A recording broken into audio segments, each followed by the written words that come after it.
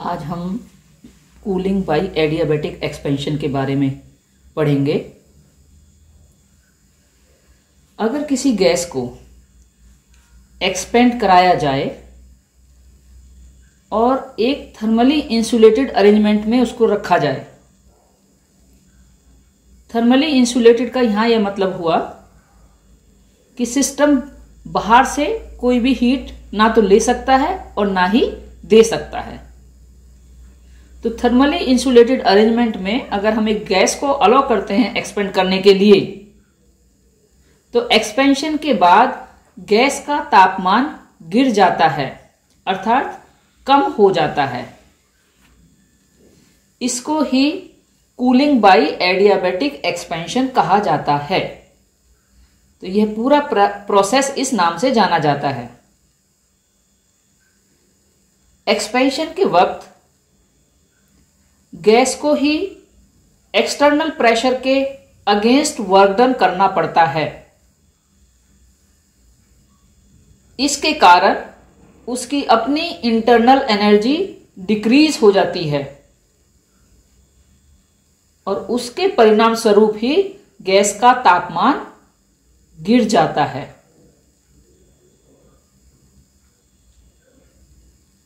इस तरह के प्रोसेस में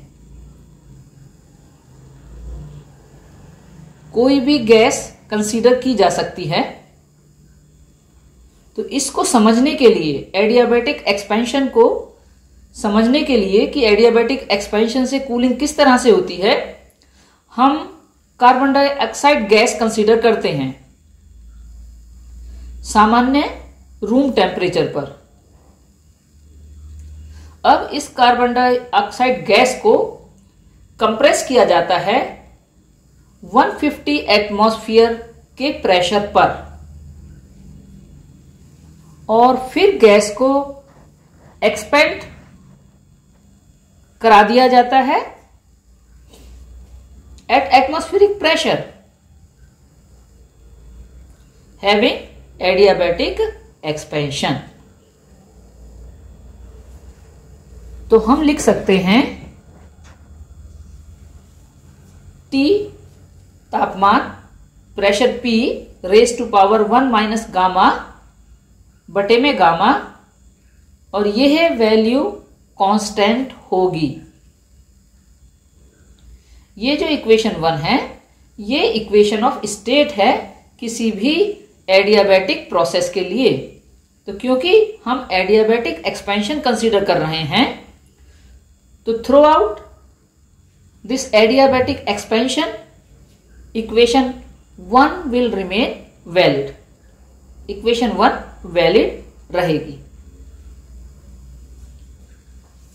तो इक्वेशन 1 के अकॉर्डिंग हम लिख सकते हैं कि एक्सपेंशन से पहले वाली वैल्यू बराबर होंगी एक्सपेंशन के बाद की वैल्यूज की। तो हमें एक इक्वेशन मिलती है T1 P1 raise to power 1 minus gamma over gamma is equal to T2 P2 raise to power 1 minus gamma बटे में गामा। यहां पर T1 और P1 जो हैं वो एक्सपेंशन से पहले वाले तापमान और प्रेशर हैं, और T2 और P2 एक्सपेंशन के बाद के तापमान और प्रेशर को बतलाते हैं। तो इस प्रोसेस में कार्बन डाइऑक्साइड के लिए गामा की वैल्यू 1.3 है। एक्सपेंशन से पहले वाला तापमान 300 केल्विन है। एक्सपेंशन से पहले गैस को कंप्रेस किया गया है 150 एटमॉस्फेयर प्रेशर पर, और एक्सपेंशन हुआ है एटमॉस्फेरिक प्रेशर इक्वल टू 1, यानी P2 की वैल्यू 1 एटमॉस्फेयर है, जबकि P1 की वैल्यू 150 एटमॉस्फेयर है। तो इन वैल्यूज का इस्तेमाल हम इक्वेशन नंबर 2 में करेंगे और वहां से हम एक्सपेंशन के बाद का तापमान कार्बन डाइऑक्साइड का निकालेंगे। यह होगा T2 बराबर है T1 प्रेशर P1 बटे में P2 raise to power 1 minus gamma over gamma. तापमान T1 300 केल्विन है, P1 150 एटमॉस्फेयर है, P2 1 एटमॉस्फेयर है। इनकी वैल्यूज यहां पर हम रख देते हैं। 1 माइनस गामा 1.3 है बटे में 1.3। इनकी कैलकुलेशंस करने के बाद में जो तापमान है एक्सपेंशन के बाद गैस का, वह आता है T2 बराबर 96 केल्विन। इक्वेशन 3 हमें यहां पर एडियाबैटिक एक्सपेंशन के बाद का तापमान दर्शा रही है, और हम ये देख रहे हैं कि एडियाबैटिक एक्सपेंशन की वजह से कूलिंग इफेक्ट ऑब्जर्व हो रहा है, क्योंकि जहां तापमान एक्सपेंशन से पहले 300 केल्विन था, वहां एडियाबैटिक एक्सपेंशन के बाद अब तापमान 96 केल्विन हो गया है।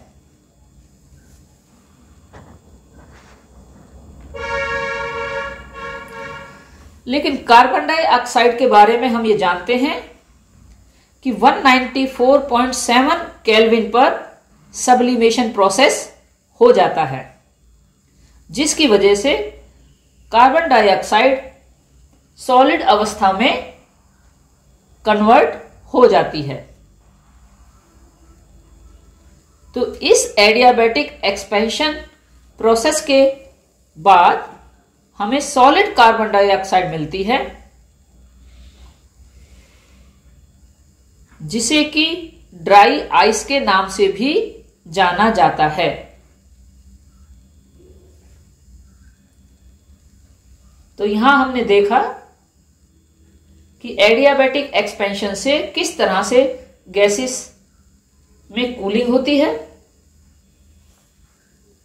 और कार्बन डाइऑक्साइड गैस के केस में जो हमें एक्सपेंशन के बाद गैस मिलती है वो सॉलिड फॉर्म में मिलती है, जिसे कि ड्राई आइस के नाम से भी जाना जाता है। इस एडियाबैटिक एक्सपेंशन का इस्तेमाल हम गैसेस को लिक्विफाई करने के लिए कर सकते हैं,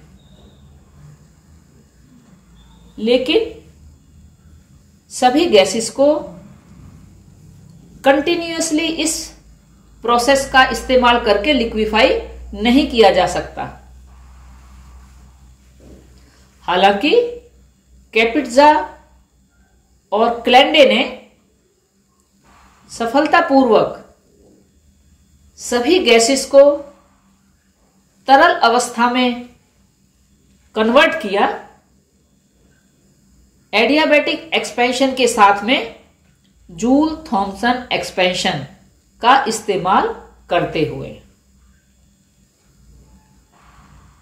तो जहां हम एडियाबैटिक एक्सपेंशन से सब गैसेस को तरल अवस्था में कंटिन्यूअसली नहीं कर सकते हैं, वहां हम एडियाबैटिक एक्सपेंशन के साथ में जूल थॉमसन एक्सपेंशन को मिलाते हुए, दोनों प्रोसेसेस को कंबाइन करते हुए सभी गैसेस को उनकी तरल अवस्था में ले जा सकते हैं।